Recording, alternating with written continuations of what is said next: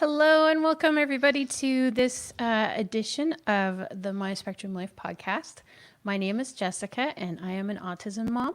With me tonight is, do I have to introduce him now or should I wait, No, Kelsey? introduce her first. Oh, okay. So with me is my co-host, Kelsey. How are you doing, Kelsey? Pretty good. How are you? Doing okay. Still in recovery from my hip surgery, but doing better every day. Good. And for the first time, y'all get to see The worst half of her. whatever. Well, I mean, you can't call me the better half because you're the better half. Okay, I'll take it. So I'm the worst he's half. being nice. No, you're I not the worst know. half. You're just my other Well, the half. worst half of us. Well, anyway, you're getting confusing. No, it's not.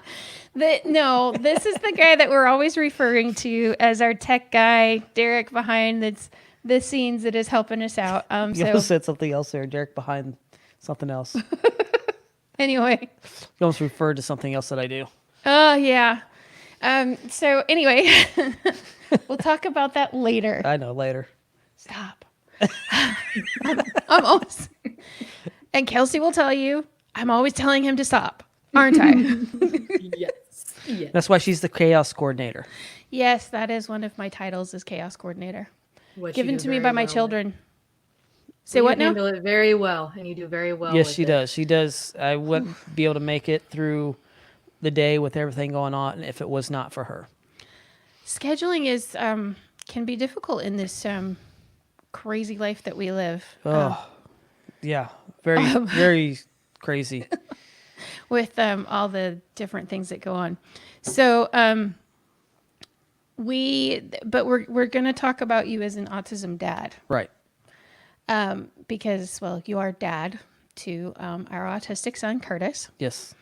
And Kelsey spent many, many hours at our house helping us out with Curtis. But I guess the first thing that, I've talked about it before, and we kind of talked about it with Nikki last week, was what was going through your head, the feelings, things that were going through your head when we first found out that Curtis was autistic, when we got the official diagnosis that day at MUSC. Well, I would probably say the first thing is kind of shock was, and then you kind of start going, okay, so what does this mean? What will he not be able to do? For most of us, or at least for me, and I'll probably speak maybe for a lot of dads, it's like, well, okay, so so I'll never be able to have him play baseball. He won't be able to play this. We won't be able to go do this. We won't be able to do this. We won't be able to do this. I started thinking all the negative stuff, what we wouldn't be able to do, and not be able to think of what we could do still. Mm-hmm. So that was it was hard, the adjustment and just trying to figure. And then at the same time, it was like relief because you also realize, hey, you know what? Now I know what's going on. Yeah. But now how do we deal with it? And for the longest time, once we had the diagnosis, we didn't have the help. Mm-mm. And so we had to figure things out on our own. And, well, let me rephrase this. She had to figure out how things were going to go, and then she told me. Usually is how it ended up working. I can't take credit for all the hard work that she did because she did the work and just told me what I should be doing. So because for me, it was always not understanding and being frustrated is because I, in some aspects, also saw a little bit of myself in some of the way that he was acting at times. And so even questioning myself on a lot of different things. And I still question myself on how I react to a lot of different stuff. And it's a constant learning thing. And as a person that's supposed to be, to me, the way I was raised, I'm supposed to be more the disciplinarian and stuff like that. And how that whole part of it had to change too. How do we do the discipline and everything? So that was really difficult. And that's what went through my mind when we got that diagnosis at that time. Yeah, it was tough. I think I was more relieved than anything because I'd looked at a lot of stuff trying to figure out, okay, why are they telling me this from the school? Why is this happening here and there? And so to finally have a name to it, but then I went through a period of, basically grief as well. But Right. Now there are some, I do want to say our kid can't play baseball. That's not something I know, Kelsey, when we were doing ABA, that's just not something he could handle, right? The hand-eye coordination. He's gotten better. He's gotten better, but he He's gotten better. has. We've thrown a tennis ball a little bit. He wants to throw a baseball, and I'm just like, no, that'll hurt. Yeah. I played too much baseball growing up. That'll hurt. I know he has amazing feet-eye coordination, though. Yes, he does. His feet-eye coordination is where it's at, and that's okay because Right. that's everybody. Like he taught me feet-eye coordination. I'll tell you that right now because I couldn't kick a soccer ball until I met him. So, Right, and that was one thing the sports aspect that I really enjoyed watching him. I didn't play soccer. Well, let me phrase it. I played soccer one time for one season when I was a kid. I was always the little kid, so he kind of took that after me. I've gotten bigger, but trying to get smaller now. But I was always the little kid, and when I played, I wanted to quit in the middle of the season because I didn't like people kicking me in the shins. That hurt, even though I had shin pads.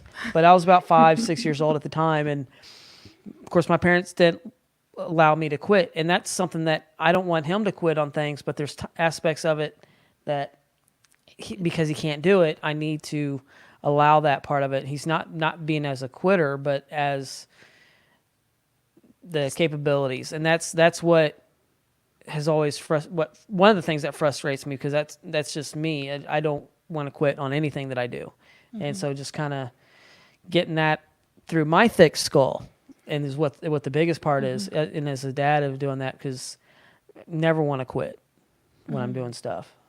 Well, and sometimes it's a matter of, I don't know, I find myself trying to like wave in the background. I don't know. Hold on, just a second. give him a second to process, because this isn't.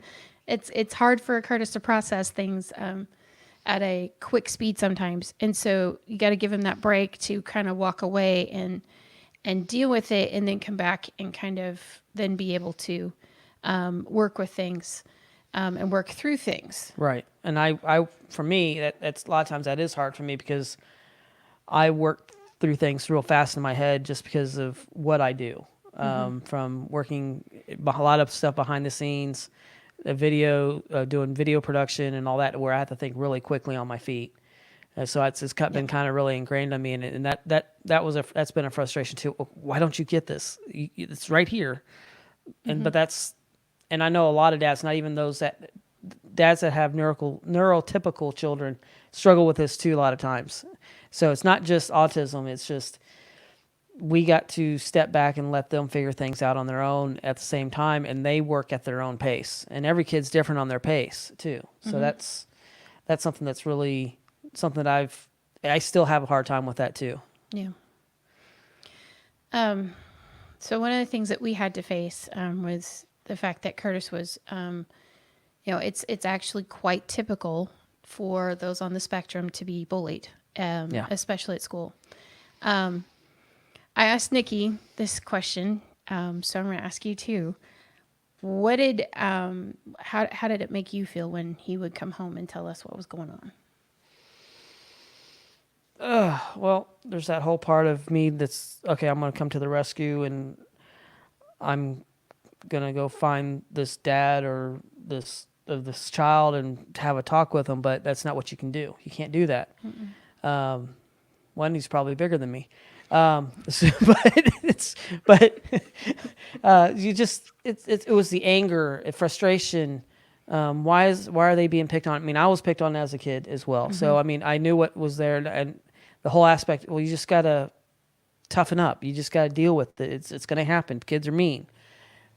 But getting that concept across is really hard. And then even though things might have happened 4 or 5 years ago, even to this day, he brings it back up. Well, my back hurts because I got pushed into the wall 4 years ago. Well, yeah, but that was 4 years ago. You're fine now. So there's that whole aspect of it. And it's just like being able to let things go. And that's another part that's really hard to trying to explain to him. Okay, you just need to let it go. It's done. Let it go. And that goes into his, like, the perseverative behavior, correct, Kelsey? Which is something that that's when they grab onto something. Perseverations are when somebody an autistic child or somebody on the spectrum will grab onto a certain detail or something, and they will not they'll not let go of it, and they just keep going on and on and on and on and on about it. It's That's one of the I think one of the bigger frustrations that is hard for us. We've kind of gotten used to it. I've noticed lately that it's easier for us to, and I think as parents, we get used to the noises, the constant noises, the and some of the perseverations we've learned through through ABA to just kind of, I mean, you tell us all the time, okay, just let it go, let it go. Yeah. So, and yes, Karen, you are so correct. Bullying is such a real problem, not only on ASD kids, but just in general. But you know, it's easiest, and that's what breaks my heart, is it's easiest to pick on the kid that, I mean, I too, The small kid. the small kid, the you know, the one that doesn't like me. I didn't have all the Nikes and the, you know, the in style clothes and stuff like that. So I got picked on horribly by like that. Yeah. So oh Yeah, yes, that's Jennifer. the whole. Jennifer says my son brings up some stuff from preschool daycare that we didn't even know he was aware of at the time. It's so frustrating to see that, and to have it come up because they finally understand it so late. Is that something that is common, Kelsey, for things like, you know, happenings and things that go on when they finally understand the concept of what happened? I would think so, because as you get older, you begin to understand different things. I really do think it's them making sense. So I think some of it is like, how do you say the word, Perseverating? Yes, That and one? I also think it's them trying to understand it in their own world and put it in their terms. So Right, I and I was definitely just agree thinking, with you. right, and part of that, I remember a thing because a lot of times Curtis doesn't have a filter, No. and I Well, remember and that's a common thing with Right. autism. right, and I remember one of the kids that he was hanging out with, and this is where you want to protect him from stuff, but and I'm not going to actually say the word, but he was there running around. He was running around going, "I got a D, I got a D, I got a D," and the dick is referring. Sorry, I actually did say it. Sorry, the D is referring to his penis, but we're like, "No, no, no, you can't say that." And he's like, Right. "Well, why not?" And I apologize for saying that, guys, but that's what he was saying. I was like, "No, no, no, no," and it was that influence from somebody at school that he was hanging out with, because I mean, and the kid was neurotypical and don't know his home bringing, but that was something that it's like, how do you correct him on this? Right. So, and that's so they would understand, and you have to be gentle. I remember also one time before we got the diagnosis, we went to a store and we get home and it was a grocery store and we're unloading the groceries, and there was a Reese's in there that I knew I didn't put in the bag. And so we had to go, I took him back to the store and got the manager, and he had to give the manager back the Reese's and explain to him about what stealing is and everything like that. And I mean, that's just something that, looking back, it still was good to do. I mean, Right, I'm not yeah. questioning that, but, and like wondering how I handled it. And I know I was trying to stay calm and at the same time, but trying to do that teaching, but I don't know how much at the time. I mean, he hasn't stolen anything since, so I guess it stuck. But that aspect of it, how was that the correct way of dealing with it, or what would have be different that we maybe should do, or something like that? And that's some questions that I've had for myself. How to do a lot of the teaching from Right. doing the father-son teaching kind of stuff. Of course, there's some things that are coming up that I'm not looking forward to having to deal with the father-son teaching stuff yet, and because how to explain those things to him, with some changes that are going to be coming. Teenage So, years are approaching. yep. And those are always scary in its own, but what I've read and heard, and it's even worse with children that are on the spectrum. Right. So One of the things that we had to deal with that Kelsey would, I guess most of the time, wouldn't it be that you would talk with me, first of all, Kelsey, about what we needed to do to follow through on behaviors? And then, or It was the would be, BCBA, and then I would follow through and follow through with you. So the right. BCBA and the RBT, like me, we would work as a team and really follow through with you. But the BCBA, which guys is a board certified behavior analyst, is the one who actually runs the team Right. because they have the certifications. But she made all the rules. She determined what was appropriate, wasn't appropriate with your input, and then I was pretty much the liaison. liaison, Yeah. So, the but lazy on. yeah, no, lazy on, right? Mangling words tonight. But yeah, I would talk to you, and then you would pass it on between Derek and Yeah. because you're the Because go-to a lot of person. time I wasn't there Yeah, not at the No. beginning. because Not I at was the at beginning. work. Yeah. And then And that's a whole nother aspect because I went from working actually at a job all the time versus then starting my own business and working from home and getting that just because I'm home, I'm not here to play. That whole aspect of it. yeah, I had to sew curtains for that. I had to put curtains on my office and Well, but that's because the doors had windows, Right. And so I sewed curtains, and we had to put a sign on the outside that said, "Okay, don't enter." Yeah. And then we could flip it open, or when the door was open, okay, it was fine to enter and talk to Daddy because, of the whole working thing. But, yeah, sometimes it's difficult to get that.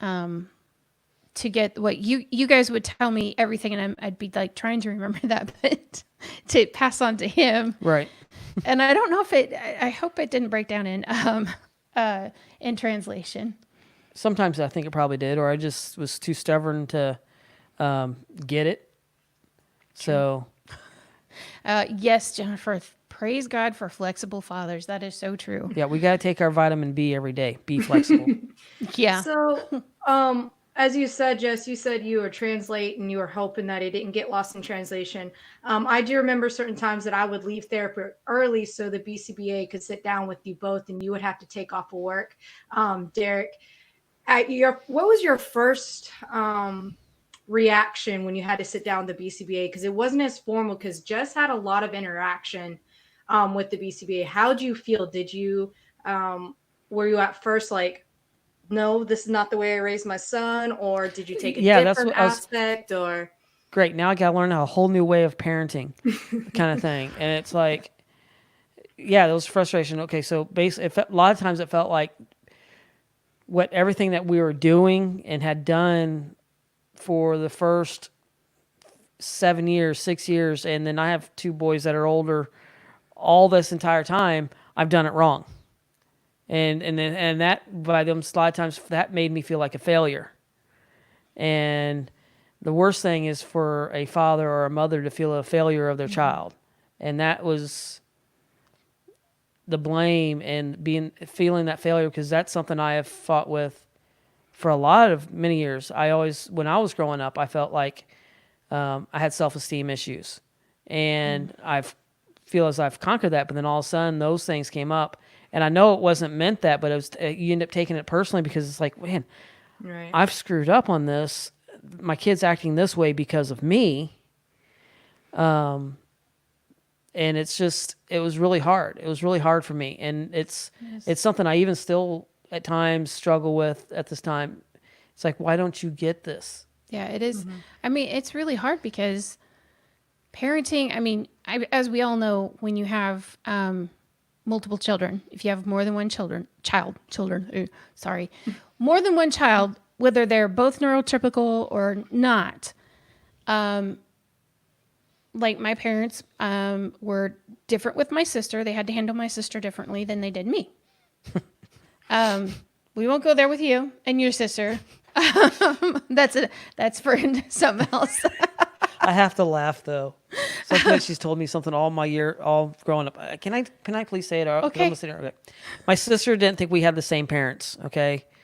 There's 7 years between There's them. 7 years between us. She thought my parents were completely different than hers and 2 years ago, we finally proved it wrong. We had the DNA test to find out our ancestry, and we are related, and we have the same parents. So she can just be quiet now. We do have the same parents. So it's proven in DNA. So, and D, if you're watching, ha ha ha. Anyway. But I mean, I can see different ways that my sister and I are 20 months apart, and I can see different ways that my parents dealt with me. You and your sister, did you see that difference sometimes in how they dealt with you and her? But my mom was open about it. She's Yeah. like, look, my expectations are you for the same, but how I get you to that point is different. And it took me a little bit to realize until pretty much matured finally when I understood. But yeah, because we're two different personalities, and that's what it really boils down to. Right. Like what Right. best works for you versus what best works for that child. And I think I think you can relate to this, Derek and Jess, that, you know, coming from an RBT standard, that's where we come from. We're not coming from, hey, you're doing it wrong.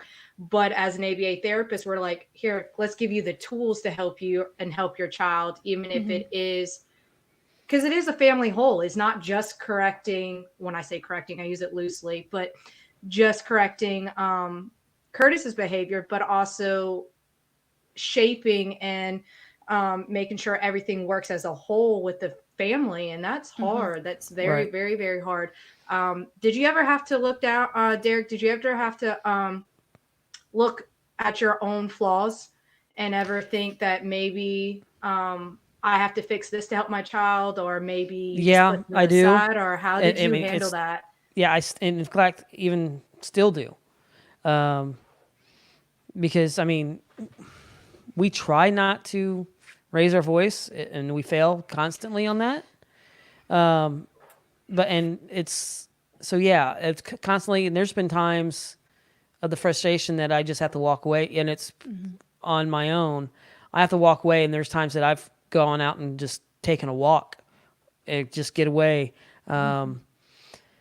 Just to even go for a drive or do one of the hobbies that I enjoy doing, geocaching, or Right. doing something just to kind of get away, to get my mindset, get over the frustration and anger, because there is anger and there is hurt, and there's just feelings for us dads. I mean, we go through a lot of it too. A lot of us try and hide those feelings and everything like that, but we do feel, and there is, unfortunately, sometimes there does come to a breaking point. And when we get angry, we're not necessarily always angry at the child. A lot of times we're angry at ourselves because we don't know how to relate, or we don't know how to communicate in the way that they'll understand. Right. Because, I mean, I can communicate to, say, Nikki one way, or and it's like this with even both neurotypical children, like we're talking about. You have to deal with children differently, but then there's that added stress of this child is autistic. What I'm coming across is going to come across the same way. Why are you not mature? Why are you not doing this? Just settle down. This is, and trying to explain. Don't do things because people won't like you. Well, I'm still going to do this. Well, I'm trying to tell you this because I've done this in the past and I understand. And just that frustration, and just, and how, yeah, I sitting back and trying to figure out what could I do different? Where are my flaws on this? Yeah, completely all the time. So how do you cope? How do you adjust? What would your advice be to all fathers out there? How do you not internalize it? It's hard. You need to be able to have somebody that you can talk to. I have Jess, and we can kind of talk about it a lot of times. Pray. I mean, that's probably the biggest thing. Just kind of, it's really hard. It's pray, and just kind of got to have some time. And I know this sounds bad as a father. You got to have some time for yourself to be able to process things. Jennifer has a really good question. She says, may I ask, please, what kind of support you have found from other fathers, Derek? Maybe even if any people at your church have been able to support you as a dad? You know, it's really been hard because a lot of people are there I really can't say I've really found really anybody to really understand. Truly, because there usually people are out there more for the moms. I know even when we went through Project Rex in South Carolina, was there just one dad that there was there? I can't really think of how many dads were actually there. Even when we're doing the golf stuff with the First Tee in Charleston, it was all the moms. And it was, so here's a dad, and then here's all the moms. So for a father, it's been really hard. I do know that there are some podcasts out there that you can kind of watch. I'm trying to think of another one that's out there that is a dad that's talking, and that's his daily blog. I just completely drew a blank on it. There's some of that. I haven't watched a lot of his, but there's some of that. So really, it's really hard to find other dads, and I really wish, and maybe that's something that we could maybe reach out to here on My Spectrum Life, is almost start like a dad support group. And I don't know if that's something that maybe would be really good. So it's really hard, because like I said, there's us as dads, we're supposed to be the strong one, and we're not supposed to be showing our feelings. And I don't mean this to sound sexist or anything like that, but then if you get a whole bunch of dads together and we start crying, the world's going to end. So it's what people are going to think. And you're supposed to be the macho dad and all that. But I don't know. There needs to be more of that. Yeah. There really does. Yeah, Jennifer says, I know, right? Many people just feel that dads get or deserve a pass on these exceptional kids. And I know that, to be honest, there has been rumors. I was reading something. Latrice says it has been good for my husband to connect with other autism dads. My husband has been thinking of starting a support group in our area. And that's great, because that is my area. So that's great. He'll be there. I'll be there. Because one, it's at the same time, because as a dad, because a lot of us do go out to work, and Jess is a stay-at-home mom and everything like that. And it's hard for me when I get home, she's been dealing with the kids all day. And then when I get home, even though no matter what I've been going through at work or anything like that, the frustrations, then I get home and the kids have already riled her up. And then I walk in the door and haven't done anything. And I get the brunt of everything at times. I get that frustration. And then the kids are going, and then I like, stop, you've been driving everybody crazy. I think that maybe, honestly, that happens a lot in normal households without any ASD children, but I wouldn't know. We wouldn't know. We can't. That's one thing that we can't. We don't know, because our lives. Our first child, together. That we've got his two older boys from his previous marriage, but our first child was our ASD child, and so that's life. This is life. This is, is what we do. This is how we have to deal with it. And things are not cut and dried. Parenting is a whole different ball of wax. All those the normal parenting books that most people get read this book. No, we just throw it out the window, because it has nothing to do with what. Nothing. It doesn't even apply. That's nonfiction or fiction. It's fiction. Yeah, it's fiction. It's pretty much fiction for us, because the whole entire the way that you parent a child with autism is completely different. And each kid is different. Yes, each autistic kid is different. Yes, Karen says, yes, it's normal, but with you, it's double frustration with a child on the spectrum. Okay, good. Somebody got to tell us. Thank you, Karen. We are normal. We're normal. Sort of. We're just a different normal. Well, what is normal? I don't know. What do normal think? Do we even, the normal is, who knows anymore? Yeah. Have you ever thought about what weird people think is weird? Hello. If you didn't have if you didn't have creamy butter, what would you have? Okay. yellow cottage cheese. Okay. See, and these are things, and that's kind of, I just kind of jumping, kind of changes. I am a jokester. I love telling jokes. I do a lot of dad jokes. Yes. And that's another one of those little frustrations that I can tell a joke and it just goes right over Curtis's head. And then he tries to do a joke and he's trying so hard he to tries be like so you. hard. I know, he tries so hard to tell a joke and it's like, no. That's not a joke, buddy. But then when he hits him, Oh, yeah, when he gets them, there's Right on. oh my goodness, it's a riot. it is a riot, and it's like you almost want to write those down and work up a repertoire for him when he gets okay. Here's your joke. I want to be funny. Okay, here's your joke.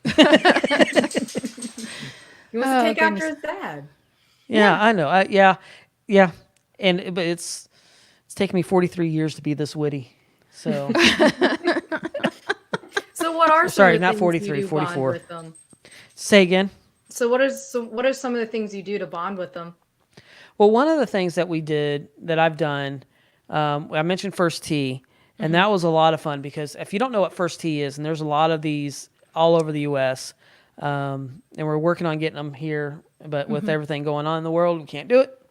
But First Tee is a golf program, and we got into it there in Charleston because they did one through LAF, Low Country Autism Foundation, a segment of it where for the ASD kids, they would have like It was- a 6-week session that was actually free. And then at the end of it, they gave us a certificate to go actually do an actual session. So he started playing golf. And come to find out, he was really good at it. Yeah. And a lot of it is because of that repetition, the swing. And he would just kind of be able to dial that swing in. And it was really cool. So getting to watch him play golf was one way that we've bonded on that aspect of it. Another... yeah, he goes to the golf lessons with him to help with things, and I'm not. I was hoping it would help my golf game too, but it hasn't. And I'm not allowed to do golf. Because he actually had actual like pros and stuff like that Yeah. working with him, and I'm trying to soak it in at the same time. But he was getting to actually do it. I wasn't, so I still make really bad shots all the time. But the other aspect that we've done, and we started this back in 2011, is geocaching. And if you don't know what geocaching is, it's what nerds do outside. We use multi-million-dollar satellites to find Tupperware in the woods. But no, it's actually it's a GPS. You get GPS coordinates and you go find different things, different containers, and you sign the logs. And a lot of them have little trinkets in it, and it's a lot of fun. I mean, it is probably besides me doing stuff with computers and cameras, it's what I do all the time. I have a whole Yes. YouTube channel on it. The kids have YouTube channels, and that's another way we've bonded because the kids actually have their own channel called the Nano Kids, where they're actually out geocaching and challenging families to get out and geocache and spending time together. Which is actually been really good for Curtis because he has had to be on camera and try to remember things. I mean, it's helped his working memory because we'll kind of help him with an idea of what to say, and then he has to repeat it because we don't write everything out or anything. And so he has to remember what we're doing and then say that on camera. I mean, and you can tell that he is not... You can tell he's ASD Yeah. because the eye contact and some of the voice inflection and things like that are not there. But it doesn't, I don't care.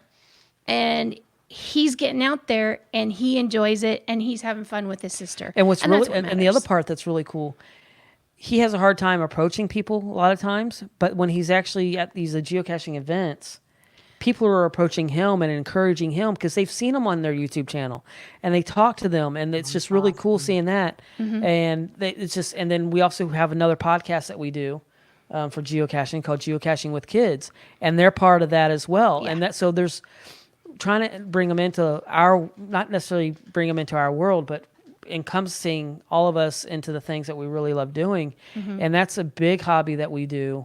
In fact, even I'm getting more and more into woodworking and that aspect of it. And the other day he was out there helping me with some stuff in the wood shop and trying to get that aspect of it. And just, so we're trying to expand, but be careful with a lot of different things at the same time so he doesn't get hurt. But him being able to do their own channel, because when we went to a big event last summer, they got to meet to a lot of people with this through geocaching, Right. and everybody was encouraging them, and they had been on the my channel a couple of times, and they're just like, hey, we really loved it when you're on the channel, and it was really cool, and so they were like, hey, can we have our own channel? Can we do this? And so they have their own That's right. channel. They do 1 to 2 videos a month, so we're not over pushing it, and the videos are generally about 2 to 3 minutes long. Yeah. So it's not a lot, but it's just them out there having fun, and like I said, challenging families to get out and outside, away from the computer, and get out there and go on adventures. And thank you, Latrice. She says, this is so awesome, Dad. Which it is. And, you know, you do work a lot to get those things out there. But I mean, geocaching is, I think, one of the reasons why I like geocaching. And Karen says, sounds like both activities, golf and the geo thing, helps with focusing. It does. And one of the things that's great about geocaching specifically for those on the spectrum, you can be doing geocaching and get out away from the public. And it's basically, you take it and when they were younger, we called it going out and treasure hunting. Yeah. So they're trying to find something, and it's like finding a treasure, which of course, you know, you say the word treasure, and you know, because from what age, kindergarten? I mean, it's a treasure box in class. So, you know, they can relate that. And so it's a lot of fun, and it's something we can do. We can just go drive, and we can be out from public eye to do something fun because, I mean, let's be honest. Sometimes at public places, it's just not a good place for on busy days. It's just not even close to being a good place for a child with autism. And a lot of times when you go geocaching, it takes you to really great and interesting places that you would never know. You get to go and find new history that maybe only people locally knew about, and so a lot of that, you get to see that. But the other thing I really love about geocaching is the community, and the way the community knows that Curtis has autism, and you know what? They treat him like any other kid. All the different events we've been at, megas, and a mega event is 500 or more people, and they just love on them, and it's something. It is just one of the biggest things. You don't feel judged. You don't feel any of that when you're out with this group, and I just wish there was more communities that would be like that, and that's just something to say about that. And I've met so many. I know both so Kelsey many and I are different tearing up here. I mean, there's been one of the other guys and we have weird names, and I don't know if Tom's watching this, but he was one of the guys that put what's called Geo Woodstock together in Texas last year, and his daughter is autistic and blind, and we're like, hey, Curtis has a service dog. Is he going to be okay to come to this? And he's like, if he's not, I'm going to be taking care of somebody too. So, and that's how anything that we've ever done with the kids, and geocaching is a family event. It's a family. It's what it's been designed to be, is for families, and at that aspect of it. And it's just a lot of fun. And those that are watching, if you haven't found it, go on YouTube, search geocaching. If you want to see the kids' channel, it's the Nano Kids. You can actually type in the nanokids.com, NANO kids.com, and just kind of learn about it. It's a lot of fun, and it's just a really great aspect of getting to go and do this. Christina says, I have to say it was cool to see Curtis on his channel and in different element than I was used to seeing him in. Loving watching this video. It helps others understand more. Yeah. And it does, because it's, you know, one of the things that I know that we as autism families, and those of you that have kids on the spectrum, you know, we want to, that's part of our whole goal, isn't it, Kelsey? We got to educate as the family so we know what kind of help to get. But we also need to raise awareness, because there's not a lot of places that, you know, we can go. And there is some, and we can try to go, but it's so hard. I mean, it's just even the grocery store, or Target or Walmart. I mean, I have to say, I'm thankful for things like Instacart or what have you, because oh my goodness. Man, we thought we made it when we could actually just order and go and pick it up. Now they can bring it to us. Holy cow.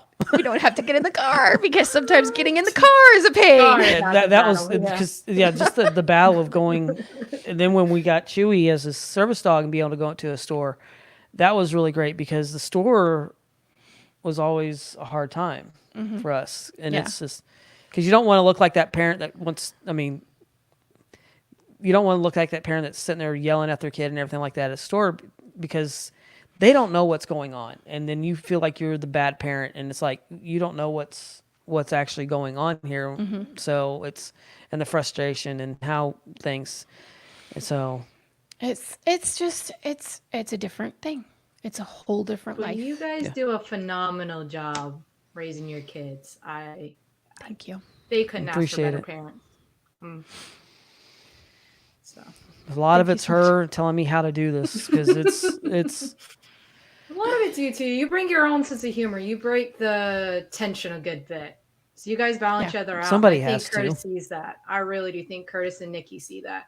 I mean, I cope through laughter and comical, because if I don't, I'm going to be crying, and Yeah. Right. so it's Yeah. You got good and it's ugly kid. crying too. You really don't want to see do. that. We do have a good kid. I love do. both my kiddos. Yeah. They're great. It's just trying to learn that the way what makes them tick, Right. how to relate, and finding, and this goes with even with any kid, but finding what they're good at and seeing how to be able to make them shine. Christina says, before Curtis, I had never met anyone with autism. So I think this is super helpful, and that everyone needs to learn more so they can be more understanding. Yeah. Yes. Thank you, Christina. That's our purpose, isn't it, Kelsey? That's what we're here for. That's what we're doing this for. So, One more. Christina says, I agree with Kelsey. Phenomenal job raising your kids. Thank you, Christina. Okay, I'm going to cry here. You guys. Oh, goodness. Okay, before I turn into a whole other just ball in here, I'm glad you were able to sit on this side with me tonight. It's different on this one. I mean, I get in front of the camera a lot now, but this one is I try and stay behind. So, but it was good, and I think we're gonna have to check in with Nikki and Curtis and Derek every now and again to see how things are going and some new things that we've learned, because I mean we're always learning. So, Latrice says, great advice, Dad. You're both awesome. Thank you so much, Latrice. And Latrice, let me know when that dad support group opens up, because I'm gonna be there right there for it. Yeah. Well, if you have any, oh goodness, okay. If there are any topics you would like to talk about, email us at info@myspectrumlife.com. Sorry, that was the announcer voice that kicked into it. Kelsey, where else can they get in contact with us at? Facebook.com/myspectrumlife. Instagram.com, myspectrumlife, and Twitter.com, myspectrumlife, and that is the number 1. If you are watching tonight on either, on Facebook, if you don't mind, go on over to YouTube and subscribe to our channel. If you are on YouTube, go ahead and subscribe and like. Of course, we'll take any likes anywhere. Right. On any we're on several different podcasts. Yeah, we're on iHeartRadio. We're on Spotify. Working on getting on Pandora, hopefully soon. We're on Apple Podcasts. We're on Stitcher. We're on Google Play. So any of those, rate and review the podcast. It really helps it out as well. Yes, thank you. So that would be amazing, because that'll help us gain a bigger audience. Share anytime you see the videos pop up on your Facebook timeline or in YouTube. Please share. Let anybody you know who would need some help with autism or would benefit from learning some of this information, let us know of any questions that you might have that you want to discuss, share so that people can see this, and hopefully we'll be able to get the word out and be able to help more and more people understand what it is to have a child with autism, to live with autism. Because like I said with Nikki last week, we called it My Spectrum Life for a reason. Yeah. It's your spectrum life, Kelsey, because you are an RBT and you learned how to deal with it, right? Correct. And how to help me and him. Yeah. It's our spectrum life. Individually, It's our life. It's our life. And, as a mom or dad, it's different for us. It's Curtis's spectrum life because he's the one on the spectrum. It's Nikki's spectrum life because her brother's on the spectrum and she's affected by it. So it's more than just the child with ASD Right. or the adult person with ASD that is affected by the spectrum. So just let people know we're just here to help people. And I know we've been talking, there's a lot of things that they've been talking about that I'm excited about. And let me tell you, when you comment in the chat room or when you send us emails and give us topics, that helps them to know what questions you guys are asking and help them to be able to develop which way to go. So it's really great. And we cannot wait to see what happens with this video podcast and see where it goes from here.